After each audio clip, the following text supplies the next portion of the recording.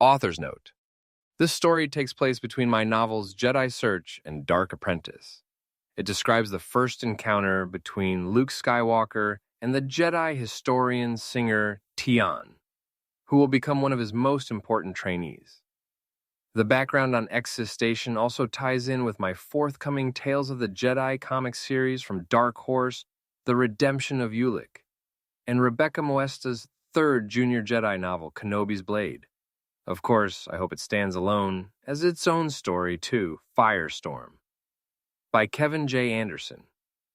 Illustrations by Doug Shuler. The world of Ossus had once been the greatest center of Jedi learning, a magnificent library that contained knowledge of the Force and the history of 1,000 generations of defenders of the Old Republic. Scrolls and data plaques contained their legends and songs, their triumphs and tragedies. Ossus had been filled with fountains and statues, beautiful pavilions of embroidered fabric, fluted columns of milkstone, courtyards with mosaics of flagstones and tile, wind chimes of crystal and gold. Now, though, it was merely a tomb, a blasted dark scar, its glory obliterated by fiery violence. Tionne climbed down the ramp of her ship, the lore seeker, an obsolete, quirky craft almost as old as the ruins themselves, and just stood still as she absorbed all the echoing memories around her. Her mother-of-pearl eyes widened, and her silvery hair blew about in the dead wind.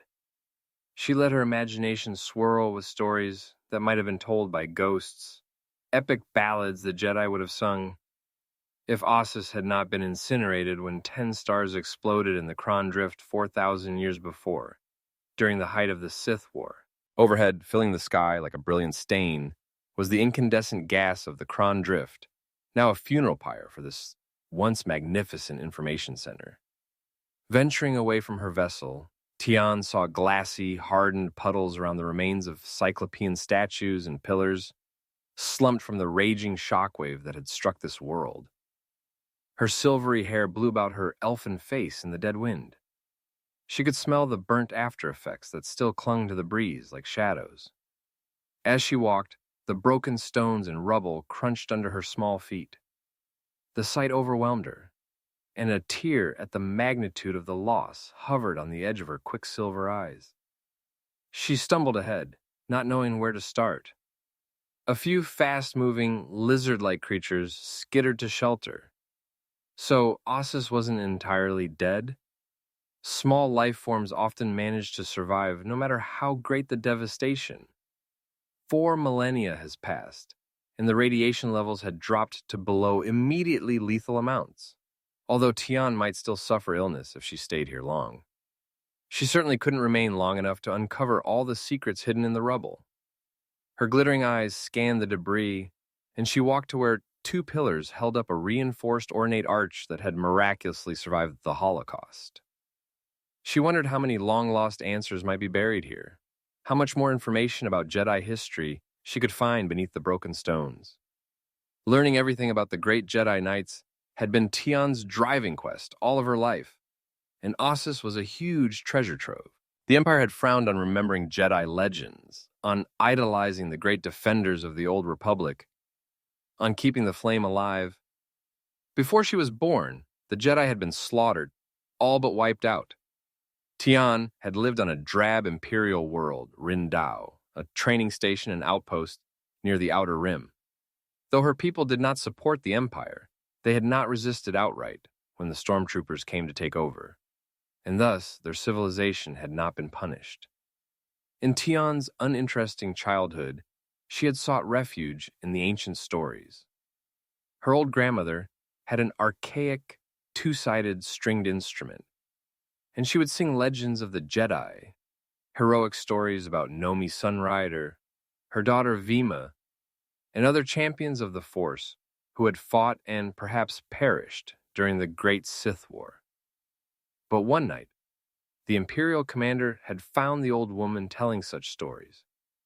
The stormtroopers had hauled Tionne's grandmother out into the town square and executed her with their blaster rifles, cutting her down for implying that the olden days were more heroic than the Empire's current glory. Young Tionne had been devastated. Before the stormtroopers could ransack her grandmother's house, she broke in through a back window and took away the stringed musical instrument, the only memento she wanted. Quietly, as she wandered the space lanes on her quest, Tionne had taught her fingers the mysteries of the strings, stretching her voice with the secret songs the old woman had played for her. Now, though, the Emperor was dead, and his new order had fallen more than 6 years ago. With the Empire and its repressive restrictions gone, Tionne had let herself be swallowed by her search for Jedi knowledge and lore. The New Republic had occupied Coruscant, and Tionne had just heard the wonderful news that Luke Skywalker, perhaps the sole remaining Jedi Knight, had taken it upon himself to train the Jedi again, to bring about a new brotherhood of protectors. Bending down to the scorched rubble, Tionne moved aside a fallen cluster of flagstones and found in the shadows beneath a small statue of what must have once been a Jedi Master. The figure was a short, unimposing alien, with a sloping, rounded head and exposed teeth. She wondered if it could have been the renowned scholar Jedi Master Odin Ur, who had fought even earlier in the Great Hyperspace War against the original Sith Empire, and had then lived for 1,000 years as the keeper of the library on Ossus. Smiling, feeling her heart swell with pride, Tionne cradled the small statue, saw its carbonized and glassy surface layers where Anderson, the heat of an exploding star, had crisped it. She took the figure, astonished to be actually touching a piece of Jedi history.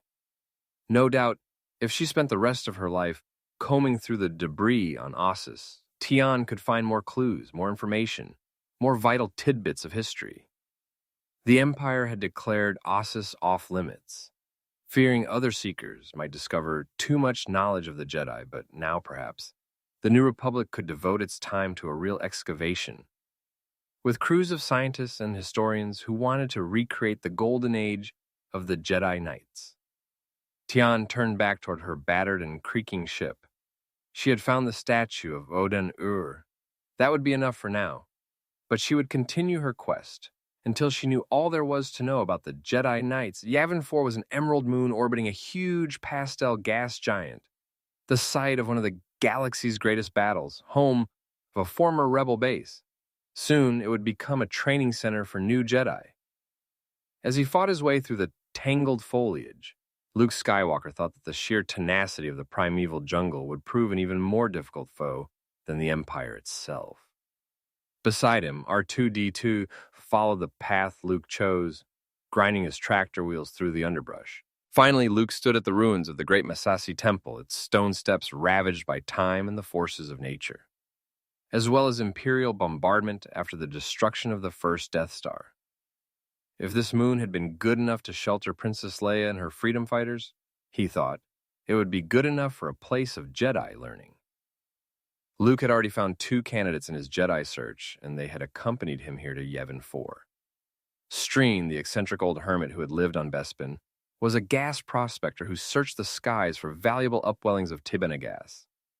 Streen had an affinity for the winds, an ability to sense when a storm might happen. Luke had tested him and found an untapped potential for using the Force. Streen would be an ideal Jedi candidate, though the old man had been reluctant to leave his peaceful and quiet life. After arriving on the uninhabited jungle moon, he seemed much more content that he could find solitude again.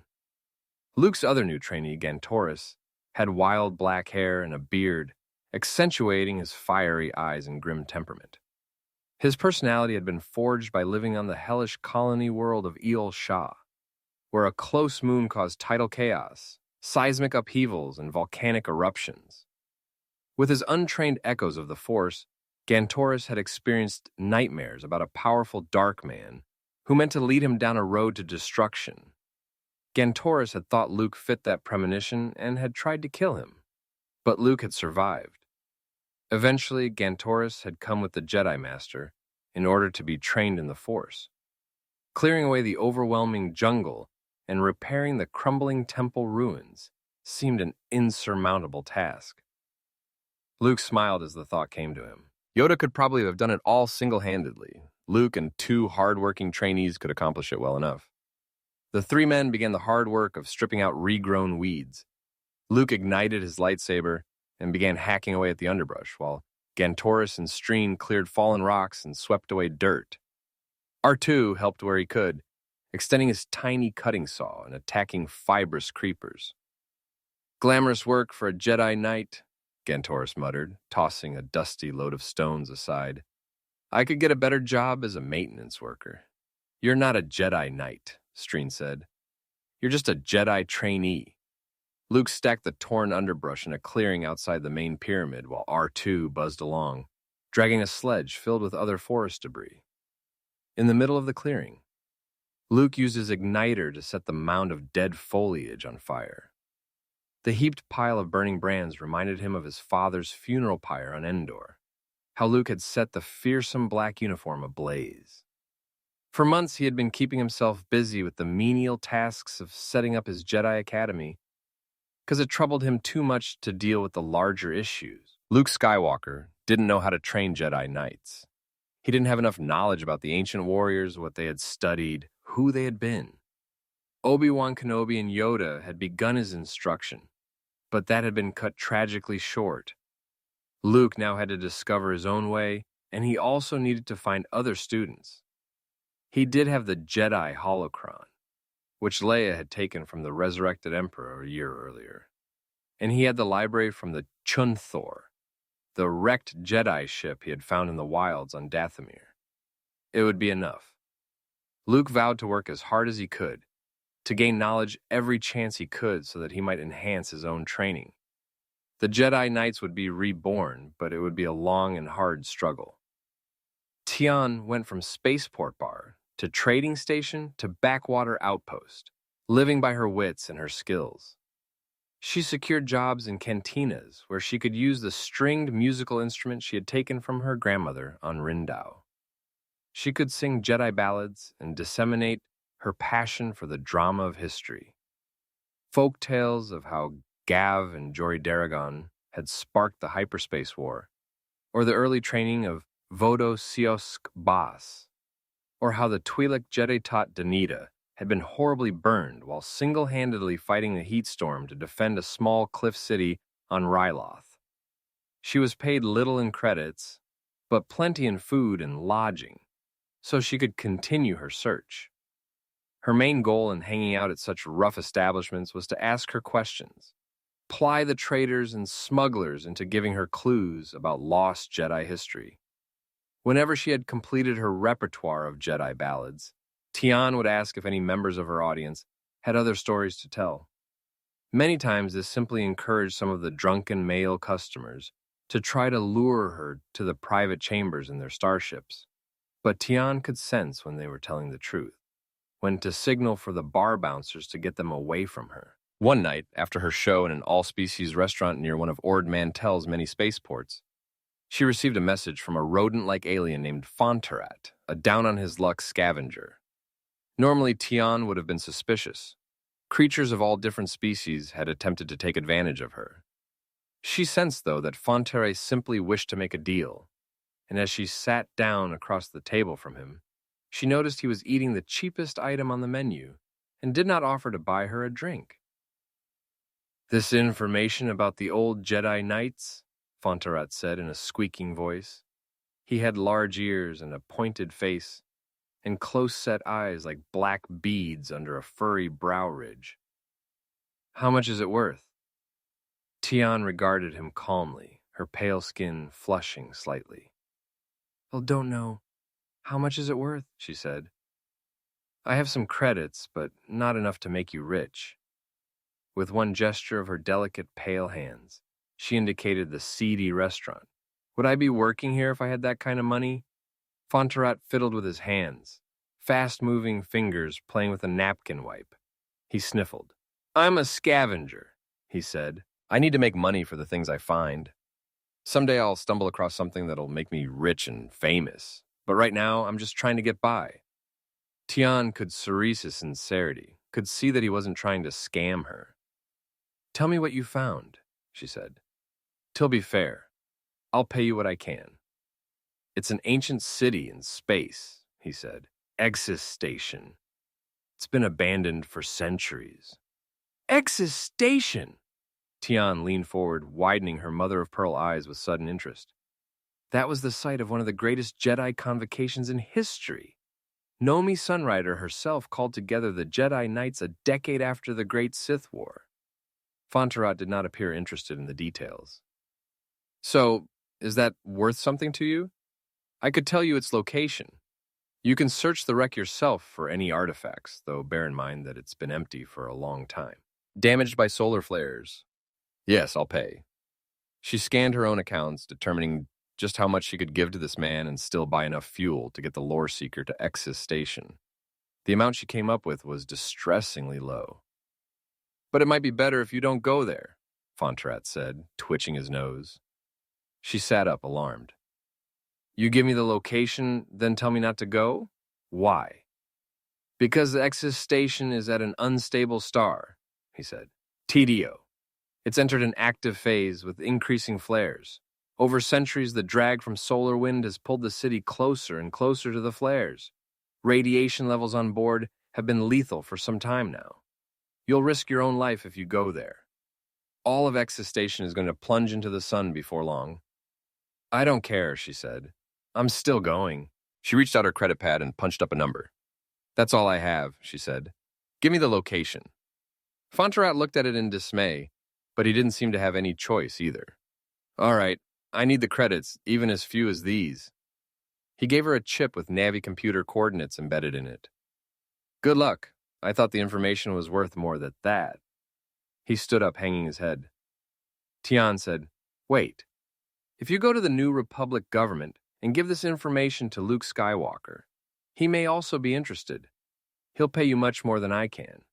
He's trying to found a new order of Jedi Knights. New Republic! Fonterot squawked. I'm a smuggler. I have 1,000 arrest warrants from different systems. I don't dare set foot near the law. Tionne crossed her thin arms over her chest. You're a scavenger and a smuggler. You must have some connections that you could use to get this information to him. Trust me, Luke Skywalker will make sure you get paid. From what I have heard of his exploits, he's a man of his word. Fonterot groaned, but already she could see his dark little eyes flicking back and forth, racing through possibilities of how he could use his smuggler's knowledge to surreptitiously send the message to Skywalker. He left. Tionne quickly gathered her belongings and raced off to her ship. If Fonterot was right and the solar flare storm was growing worse each day, she didn't have much time to search Exis Station. The bonfire in the clearing had burned out, leaving only a broad swath of ash in front of the great temple. It made a nice landing area, and the Millennium Falcon set down with a hiss of repulsor jets and a cloud of crunched charcoal. Luke hurried outside the ancient pyramid with Streen and Gantoris at his side. Han Solo extended the landing ramp of his modified light freighter, and Chewbacca roared loudly as he strode down onto the blackened clearing. Han stepped into the blackened cinders and kicked them roughly with his boot. Good to see you, Han, Luke waved.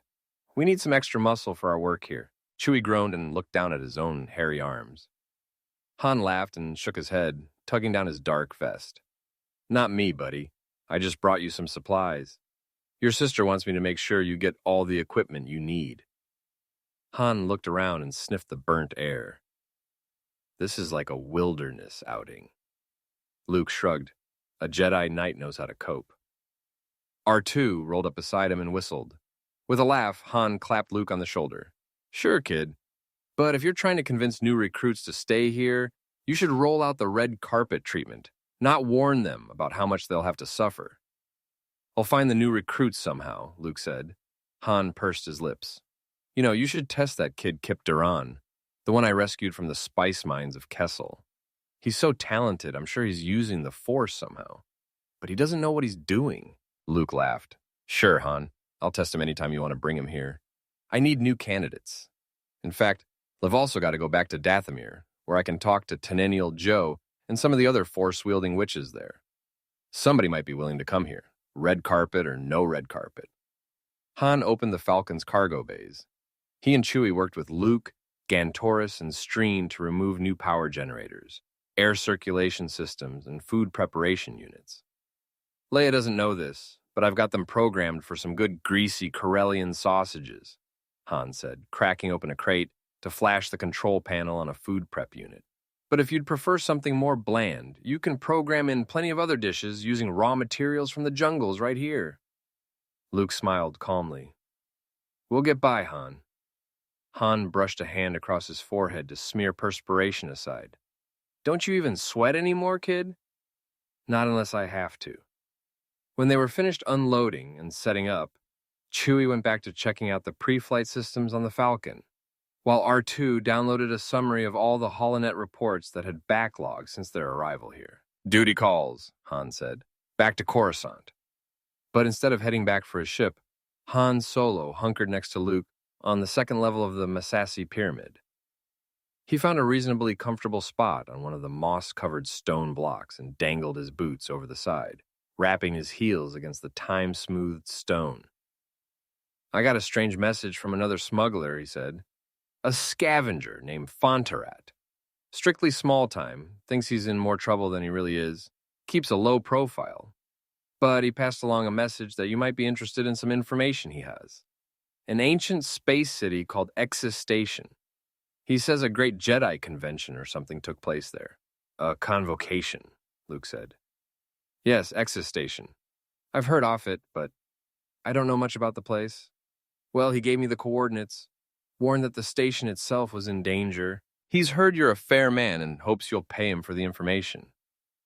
Han raised his eyebrows. Me, I think it's a scam. Luke shook his head. No, it's real, if the coordinates are correct. Pay him what it's worth. Take it out of my credit accounts. Han seemed alarmed.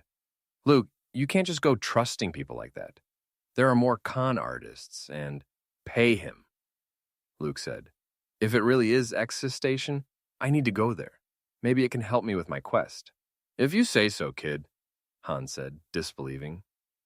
Chewie signaled on the comlink and roared that the Falcon was ready for departure. Han swung himself down off the mossy block and climbed down the crumbling stairs toward the Falcon. If you need anything, just call me, Han said. I will, Han. Luke watched the disc-like shape of the Millennium Falcon take off from the burned landing clearing, then disappear into the sky. After a moment of concentration, he hurried to his newly established quarters inside the dank pyramid. There, among his personal belongings, he kept the pearly white cube of the glowing Jedi holocron, an artifact filled with untapped knowledge of the old Jedi Knights.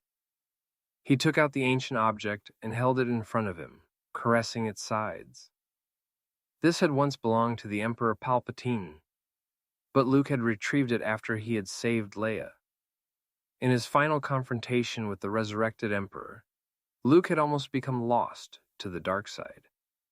But that terrible ordeal had finally cast him through so much anguish and mental fire that it had tempered him, taught him to ascend beyond a mere Jedi Knight to the point where others called him a master. But Luke still felt so small, so untrained. Even here, alone in the ancient Massassi temples, he felt intimidated at his self-appointed task of bringing back the Jedi Knights. Who was he to do such a thing?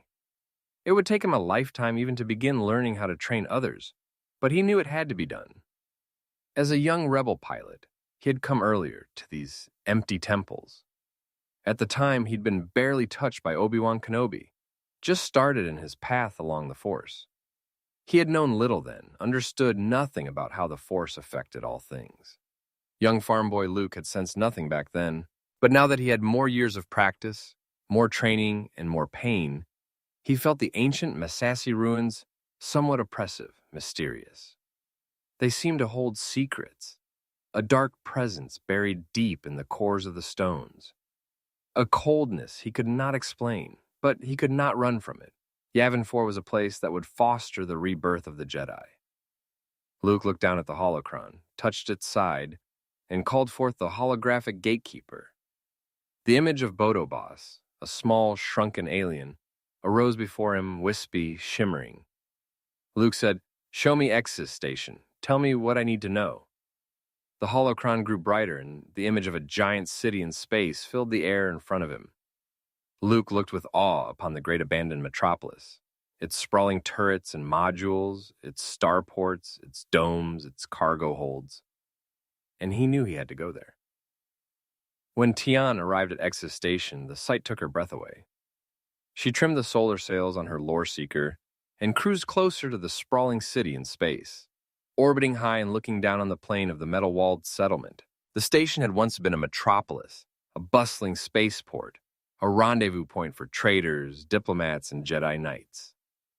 As the system's sun TDO became unstable, Ex's station had taken advantage of what could have been viewed as a disaster. Ion miners and solar flare skimmers operated in a boomtown during the time when TDO provided fast energy resources that ambitious risk-takers in the Old Republic could exploit. But when conditions grew too dangerous, the entire city had been abandoned, left to hang empty in space for centuries. But Tionne hoped it wasn't entirely empty. As she looped above the north pole of the flattened central hub, she studied the numerous other pods and modules extending like the spokes of a wheel. The modules were of varying sizes and shapes, tacked on as the station grew asymmetrically. The structure had kind of a beautiful chaos, sizes and shapes and materials, all spread out in a glistening array. But Ex's station hung canted on its axis, knocked off kilter by centuries of pummeling, by heated flares. Uneven temperature shifts had gradually worked their damage upon the station. The sun itself looked like an angry red eye, its surface roiling and bubbling. Flares swept out like tidal waves, prominences gushing upward in geysers of plasma. Sunspots stood out like open sores on the stellar surface. Tedio's heavy radiation bathed Ex's station, pounding through its shielding, blistering its hull plates. Obviously, the place wouldn't last long. She had her work cut out for her. During the evacuation of Ossus, the Jedi had had enough forewarning of the supernova shockwave that they whisked away a few of the greatest artifacts, the most precious history texts. They were taken to Ex's station to form a temporary library, a place where they would be safe. It was also here that Nomi Sunrider had declared her legendary convocation, where the surviving Jedi from the Sith War had discussed the reshaping of the Republic. Tionne could not ignore the potential of such a place. She had to see it, had to set foot on board, and walk the corridors that had once been a precious Jedi library before solar flares engulfed the city in space and obliterated it for all time. In the Lore Seeker, she transmitted a signal, hoping that the automated systems on board the station hadn't been shorted out by the blasting radiation or the effects of time. She was pleased to receive an archaic recognition signal that operated one of the main docking ports currently on the shadow side of the rotating station. Tionne folded several of her solar sails to prevent them from damage in the blasting force of the nearby solar wind. She drifted her ship around into the station's shadow. The docking bay doors creaked open automatically, as if glad to welcome one of their first visitors in 1,000 years. Of course, Tionne realized the scavenger Fontere had come here, but she hoped he hadn't known what to look for. The information was what she valued, not jewels or mundane treasures. The Lore Seeker drifted into Ex's station and landed as the doors sealed behind her. As a precaution, she ingested a dose of radiation protection drug and wore shielded clothing. That would give her a little extra time to explore. Jumping down from her ship, Tionne set off in a hurry. Ex's station had very little time left. With R2-D2 loaded into his X-Wing socket, Luke Skywalker took off from the jungle moon of Yavin 4, soaring above the treetops and leaving the stark temple ruins behind. He maneuvered away from the orange gas giant into interplanetary space, heading toward his insertion point into hyperspace. He had an important place to see. "Set course for the TDO system, R2," Luke said. "We're on our way to Ex's station." Later, when they emerged from a numbingly long flight through hyperspace, Luke squinted through the cockpit windows as the star system snapped into view around them. At high speed, they headed straight into a river of stellar fire. Even as Luke reacted with Jedi reflexes, R2 squealed in mechanical alarm. Luke banked and rolled, roaring the X-Wing away from the giant solar flare that slapped across their path like the licking tongue of a crate dragon. The G-forces smashed him to the right, but he did not relent until the X-Wing had followed a sharp, hyperbola path to safety. Luke felt a strange, twisting agony in his gut as another explosion occurred deep in the unsettled sun, and a flaming belch of ionized gases spewed out from the chromosphere. The Force was in all things, Obi-Wan Kenobi had said, and Luke could feel the pain, the anguish of this prematurely dying star. "Not a good way to start our visit," he said. R2 shrilled in agreement. "Recalibrate the instruments and we'll proceed with a bit more caution." Exis Station was huge, glimmering under the boiling bath of solar radiation. The wrecked starport was rotating, trying to maintain some semblance of its original artificial gravity, although it was cockeyed and off balance. Its precession, like a gyroscope's, was enough to bring the station erratically closer to the stellar inferno. Luke studied it from a distance, taking in every detail. "Find us a docking port, R2, he said as he raced toward the beleaguered station. "This place is in real trouble." R2 transmitted to the ancient systems on Exis Station and received a warning in response. "I don't care if the last functional docking bay is about to rotate into the sunlight," Luke said. "Let's land in there and get to protection before the bay heats up." The X-Wing swooped around in a tight maneuver, just as if Luke were fighting Imperial ships again. On his approach, he noticed engine ports dotting the ring of Exis Station, orbital adjustment jets, and all-axis thrusters used in times past to stabilize the space city. Once the danger had grown too severe, though, no one had remained to keep Exis at a safe distance. The docking bay doors opened sluggishly, and Luke easily slipped his X-Wing between them, anxious to get inside. The relentless patch of sunlight crept like a flame across the outer hull of Exis Station, but Luke managed to land the X-Wing and close the groaning bay doors before the direct glare struck that sector of the abandoned starport. As safety levels rose to nominal, Luke swung out of the cockpit, ducking under the raised X-Wing canopy. As he turned, using the Force to levitate R2 up and out of his socket, Luke saw another ship deep inside the cargo bay. An antique vessel with an exotic configuration that used hyperdrives, in-system jets, as well as triangular reflective solar sail panels for slow cruising in-system. At first, he thought it was an antique, abandoned along with Exis Station, but he sensed that the craft was warm, recently landed, another visitor. "Somebody else is here, R2.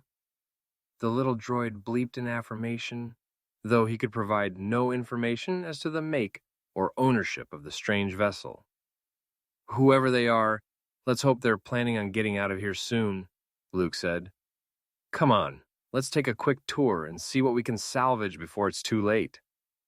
R2 trundled after him as Luke strode into the dark and stuffy chambers of the long-abandoned station. Small and wiry, Tionne jogged along the metal passageways with a light step.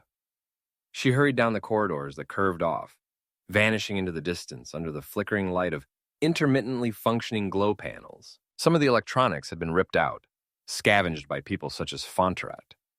She ducked low to avoid a dangling ceiling plate, dodged around the hulk of a broken old-model worker droid. The air smelled sour, old, dusty. The silence hung like a shroud, interrupted only by distant clunks and groans as the station trembled from Tidio's fiery onslaught. A background hiss like static crackled against some of the outer wall plates, the rain of high-energy particles showering out from the solar storm. She kept exploring. Many chambers were barricaded with frozen security systems or piled debris. Several of the locked habitation modules for non-air breathers had been blasted away into space, leaving only sealed space doors and the ripped connectors from where they had been jettisoned. Tionne knew that each of these modules had been added one at a time during the growth of the station. She supposed that some of the more valuable modules may have been stolen wholesale from the hulk of Exis Station. The corridors seemed to be leading her toward a central area, and she followed her hunches, absorbing details with her eager eyes. Finally, she came out into an airy promenade and stopped short in astonishment as her last footsteps echoed several times in the enclosed chamber. The ceiling dome gleamed with triangular and diamond-shaped transparasteel window plates that illuminated the broad open area with glittering colors. Pulsations of electric light sizzled through from the flare star to dapple the deck plates. Faded emblems and family glyphs were etched onto the walls alongside archaic symbols. The enclosed area seemed like a cathedral, a meeting place, possibly the site of a great convocation. Tionne recognized the inset alcoves right away, repositories for thick crystalline memory plaques, an ancient information storage device. Unfortunately, few people could read data from such ancient technology anymore, and so the scavengers had not bothered to take the plaques, leaving them for her. Tionne studied the Exis archives with absolute delight. She picked up one plaque after another, studying the etched summaries, ancient speeches, the philosophy of ancient Jedi Knights, reminiscences of dying masters who had lived for hundreds upon hundreds of years. She felt breathless, and her hands trembled. A wealth of knowledge. She had been searching all her life for a treasure such as this. But now Exis Station rumbled beneath her, its deck plates groaning as the furious sun continued to pummel it with intensive flares, doing final damage. Tionne could feel the station barely holding itself together. She had to take these crystalline plaques, as many as she could carry, and rush back to her ship. She would stay until the last moment, but she had to rescue as much as she could. She couldn't bear for this all to be destroyed. She gathered plaque after plaque, tucking the thick crystal sheets under her arms, wishing she had brought something more efficient to carry them. Her throat was dry, and she breathed fast as she worked. Tionne stopped dead cold, though, as she pulled out one of the plaques and saw by the markings that it contained a recording of the actual speech by Nomi Sunrider, given at the Great Convocation of Jedi Knights. Tionne's fingers went numb as she gripped the plaque. Nomi Sunrider herself. She held in her hands the actual words, the images. She could see how the legendary Jedi hero moved and spoke and gestured. Her heart felt huge in her chest. Then she sensed as much as heard someone coming, and spun about in time to see a man accompanied by an astromech droid. She instantly recognized Luke Skywalker, hero of the rebellion, from all the images she had seen. He had come here at last. He had received her message from Fontarat after all. "Who are you? What are you doing here?" Luke said. "Don't you know it's dangerous? This station is breaking up." Before she could answer him, though, an explosion ripped through Exis Station, ringing against the hull like a gong. The shockwave rocked the station, throwing Tionne off her feet. She dropped the data plaques all around her. One of the crystals shattered, but the others remained intact. The astromech droid squealed as it rolled across the deck plates. Tionne was filled with admiration when saw how Skywalker managed to keep his balance, using Jedi abilities to remain on his feet. "R2, find a data terminal," he shouted.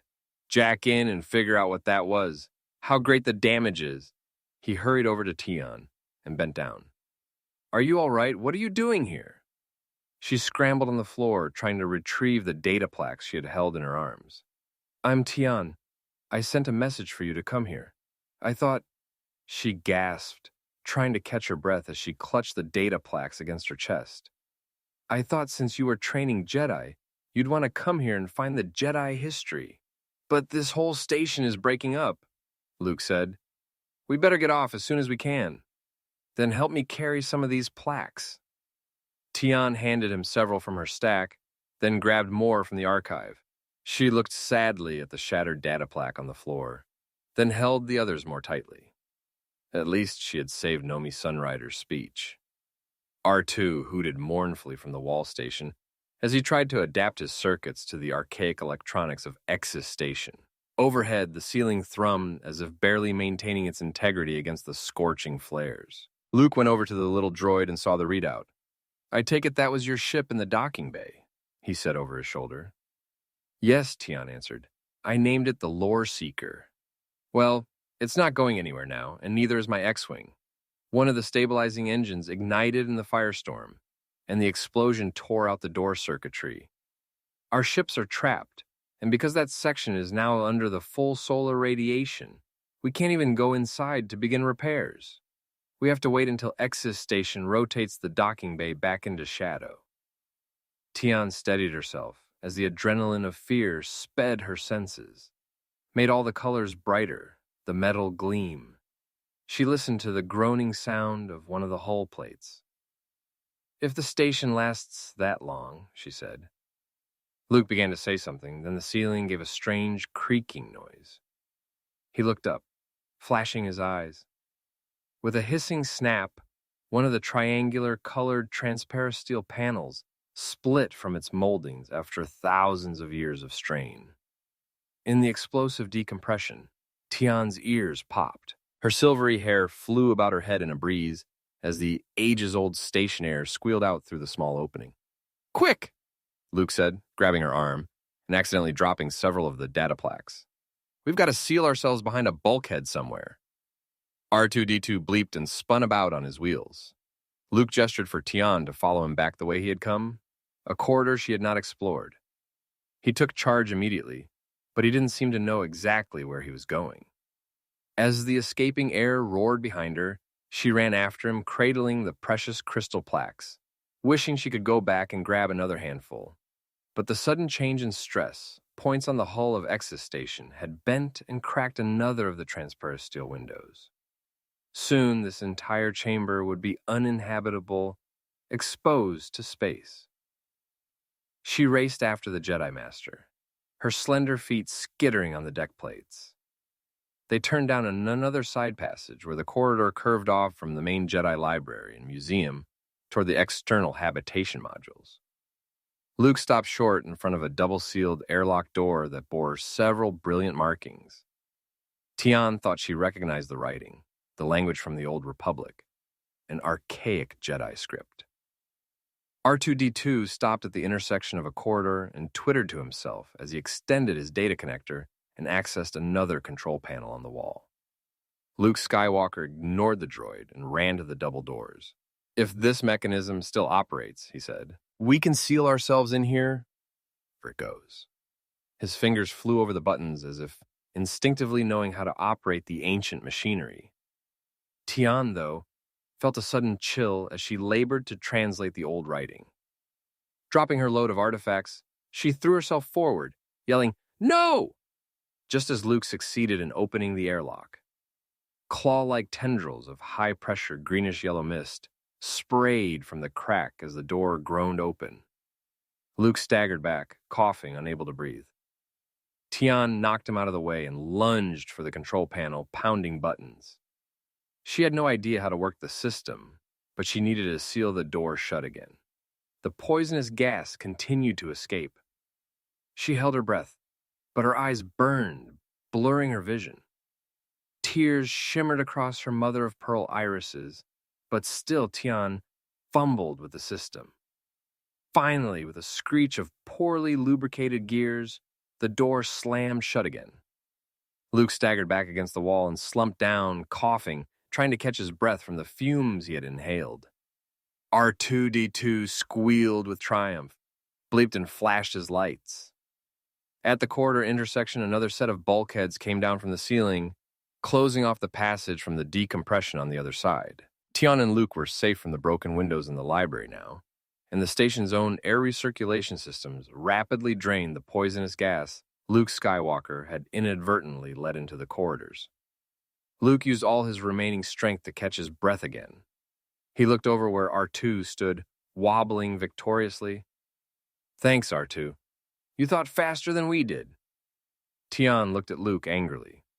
"That was one of the chlorine breather's habitation modules, high-pressurized poisonous gas. If we had run in there, we'd both be dead in an instant," she said, shaking her head.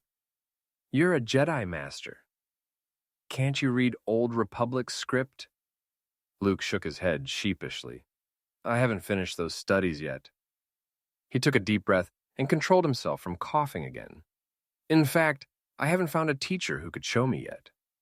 Then Tionne heard rumbling, groaning alarms. Amber lights flashed around the double airlock. With an explosive roar, the chlorine breather's habitation module blasted free off its pinnings and launched away from Exis Station, ejected in an emergency release. Looks like I did more than just seal the door again, she said. Elle disengaged the entire module from the station. Tionne blinked her eyes in astonishment. It must have been prepped for removal. I just went through the final steps. The large habitation module thumped away, shoving itself from the main ring directly toward the churning sun and its doom. Tionne could feel the station lurch and move off kilter and start to spin away from Tidio and its flares. I think you helped, Luke said, standing up, his eyes bright. Simple physics. When you pushed that large module away, it pushed against the station, shoving us in the other direction. You may have bought us a little time. Not very much, Tionne said.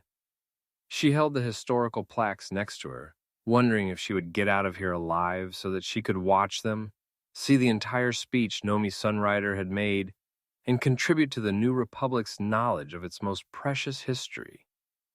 Luke Skywalker stood up with an odd gleam in his eye. What you did gave me an idea, he said. Let's get to the central control hub. Exis Station may still be just functional enough for what we need to do. The central control hub of Exis Station was dark and musty. All of the glow panels shut down when the station had been mothballed and evacuated. But Luke found the automated systems to slide aside the thick window coverings that shielded the viewing ports all around the control station. The heavy coverings scraped aside in corroded tracks to reveal the filtered dazzle of Tidio's corona. R2 trundled up to the main stations and let out a mournful whistle as he inspected the old computers. After checking, Luke found that many of the antique computers had shut down, or their circuits had been scrambled so much by stray radiation that their sentient memory banks were either senile or insane. Get to the controls and do what you can, R2, he said, scanning the panels. Tionne, you might need to help me translate some of this script. He gave her a wry smile. I don't want to make another stupid mistake. That'll be a first step, the silvery-haired woman said, flashing her eerie, quicksilver eyes at him. She seemed to be having trouble dealing with him as a person. At first, she had seemed in awe of him, a Jedi about whom she had heard so much. Now she showed a bit of disappointment, accepting him as a simple human as well. Once we know what the controls mean, we need to get them functioning again. Luke stood by her side as she analyzed the faded labels and etched words on the control decks. He ran testing routines and checked the mechanisms. He hoped a few of the stabilizing rockets could still sputter and provide enough thrust to move Exis Station away from the Firestorm danger zone. At least until the docking port rotated into shadow again, where Luke could work on the inoperable bay doors to free his X-Wing and Tionne's solar sail ship. Tionne managed to call up a diagram that showed the station and its position. She identified the habitation module studded around its expansion spokes. The docking module, holding both of their ships, had passed beyond the high point of the sun's flood, but it still had a long way to go before it fell into the relative safety of shadow. Now, one of the larger alien habitation modules broiled under the heat. If Luke correctly interpreted what the computer said, this module was filled with water for sea-dwelling creatures. Luke looked up as he felt a wrench in his chest again, a sudden violent outpouring from the sun. He looked up to see the blistering red giant smoldering, regurgitating, and spraying an enormous prominence into space like a hose of fire. The dense plasma shot toward them in the largest inundation ever. Tionne saw it too. We can't survive that. Exis Station is going to be incinerated. Luke dove back to the sluggish controls, frantically trying to get the station rockets functioning again. Most of them remained offline, but he powered up 3 on the sunward side so he could give the abandoned Hulk another push away. Exis Station wobbled, still slowly drifting from when Tionne had ejected the chlorine gas pod. But that small nudge had not been enough to give them sufficient velocity, and the deadly blast of solar fire was hurtling toward them with incredible speed. "These rockets are the only ones that work," he said. "I'm going to fire full thrusters. Maybe they'll give enough of a push to get ourselves far enough away to survive." He swallowed hard. "But you'd better hold on." He pushed the buttons, waiting for the thrust. But the control indicators went red as 2 engines failed. Then an explosion shuddered through the station. 2 more fuel pods just exploded. Tionne looked at the readouts and then at him. He expected to see more fear in her eyes, but instead her face hardened. "We're dead in space, and there's nothing we can do about it." "I'm not giving up," Luke said. "We just have to understand how this place works." He went to the controls again and called up the diagram showing the habitation module filled with water. It was now under the harshest glare of the sun. The skin on its hull must be turning cherry red by now. Stability alarms flickered on. The diagnostic panels and the station integrity would never hold once the Firestorm's peak reached them. "R2, find the emergency cargo doors on this water bay," he shouted. "What for?" Tionne asked. "We don't have time," Luke said. The little droid was already twittering, scanning the controls, coaxing unreliable computers to give up one bit of information. Finally, the codes appeared, and Luke punched the emergency override, opening the double-layered outer cargo doors to space, exposing the huge volume of ocean to the blazing flare. Thousands of tons of seawater evaporated in the incandescent heat and deadly vacuum, blasting and blasting. Luke grabbed one of the nearby chairs as the entire station shuddered, and then began to accelerate outward. The water continued to gush out like a rocket engine, pushing Ex's station farther and farther away from the sun. "That's giving us enough velocity," Tionne said. "Let's just hope there's enough water," Luke answered. Ex's station picked up speed and continued to move. The incredible solar flare surged toward them, but it seemed to fall behind as they drew away from it. The abandoned city groaned and shuddered, barely holding itself together. Luke continued punching the controls and finally managed to get a single one of the station-keeping engines to function. The small rocket added its thrust to the dwindling, evaporating roar of the escaping ocean. Tionne said with weary sadness, "No doubt that module was filled with well-preserved artifacts." "At least we're well-preserved now," Luke said. The snake-like tongue of the solar flare reached its peak and began to loop backward toward the sun, drawn by TDO's gravity and magnetic fields, falling away from them. "Now Ex's station should be safe," Tionne said. "For a few hundred more years at least." Luke smiled at her. "That's plenty of time to come back and look around all you want." Reststorm fallen into shadow once again, the docking bay rapidly cooled enough that Luke, Tionne, and R2 could safely re-enter it. Light-footed, Tionne hurried back to the lore seeker to make certain that none of its ancient and delicate systems had been damaged. While R2 went to run diagnostics on the X-Wing with his diagnostics, Luke inspected the automatic controls that opened the huge docking bay doors. The explosion that had ruptured the stabilizing thrusters had also fused the computer guidance connections. With a grim look on his face, he drew his lightsaber and switched it on. The pulsing, yellow-green energy blade sizzled in the enclosed chamber. "We'll just have to do it manually," Luke said as he slashed through the computer control cables. The mechanism sparked and slumped into dormancy. Now it would be a simple effort to trigger open the sealed doors. Unable to stop herself, Tionne turned to stare at the Jedi blade, marveling at it. Her mother-of-pearl eyes widened, and her small mouth hung open in astonishment. When he saw her fascination, Luke held up his lightsaber in salute. "You never told me why you came here, Tionne," he said. "Why did you send that message that I was to come here?" "Because you're a Jedi," she said. "I know you intend to train other Jedi Knights, and I felt you should know whatever knowledge is stored here on the station." She held up the data plaques she had rescued. "I couldn't agree more," Luke said. "My background in Jedi history lacks quite a bit." Tionne inserted one of the data plaques into her antique reader. "Watch this, for instance. If you intend to teach new Jedi Knights, you must know their history, what other Jedi did. A small, flickering holographic image of a young, driven-looking woman shimmered up from the player. She was slender, dressed in archaic clothes.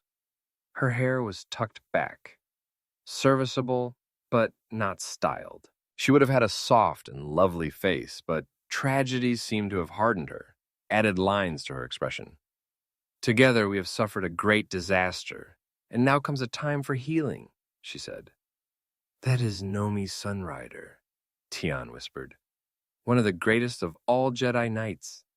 This is a speech she gave here on Exis Station during the Jedi Convocation. Luke listened raptly as Nomi continued. War has spanned the galaxy, but now it is over. We can never forget the dead, but we must also not forget the future. We must trust in the Force. As long as there are Jedi Knights, there is hope. Nomi continued, but Luke felt his mind reeling. Those words are thousands of years old, he said, but they still have a lot of relevance today. History always has relevance to the present, Tionne said. She swallowed hard and looked up at him. I understand that you have a holocron, which is also filled with stories. Luke nodded. True, but that doesn't explain your interest. I've always been fascinated by the Jedi, she said with an uncomfortable shrug. The stories, the legends, I've been collecting them all my life. It was like a compulsion for me. I know many of the songs, the ballads, as much history as I could gather, though the Empire has destroyed many of the records. Luke looked at her with deeper interest.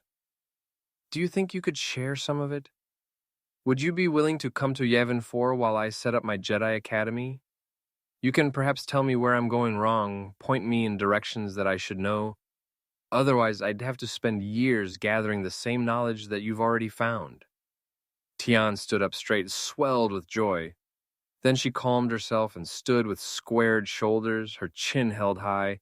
One would be honored, Master Luke Skywalker. Who knows, Luke said. You may even have a bit of Jedi potential yourself. That's too much to hope for, Tionne said. Her words were quiet, a whisper barely mouthed, but you would never find a more dedicated student. When they heard the ships approach, Gantoris and Streen came out of the shaded temple, looking up into the hazy midday sky. They saw the silvery shapes of not only Luke Skywalker's X-Wing, but another strange craft as well. The orange sphere of Yavin dominated the horizon, shimmering pastel oranges like the cataract-filled eye of a giant. The incoming ships passed in front of the planet. Streen marveled at the silhouetted shape of the other ship, an ancient craft with large triangular sails. For the wind, he said, the solar wind. Gantoris looked sidelong at him. Master Skywalker's probably found another student. They went to meet the two craft as they touched down on the bonfire-scorched landing clearing in front of the great temple. Luke popped open the canopy of his X-Wing and climbed out, looking toward Tionne's ship. The slender, silver-haired woman stepped gracefully down the metal rungs of the boarding ladder and stared up at the weathered stone ziggurats in amazement. She then looked at Streen and Gantoris. This is Tionne, Luke said. She's already studied more Jedi lore and history than anybody I've ever met, so I thought she'd better come to Yavin 4. Is she going to train with us as well? Streen asked. Luke gave a secretive smile and glanced sidelong at Tionne. Yes, I think so. I tested her on the flight to Yavin. She has an affinity for the Force, and I could use plenty of help in my own teaching. Tionne smiled, breathless in her own excitement. Soon, Master Skywalker. Hope there will be plenty of other new Jedi Knights who can start making new history for all of us to tell. Together they walked into the cool shade of the great temple.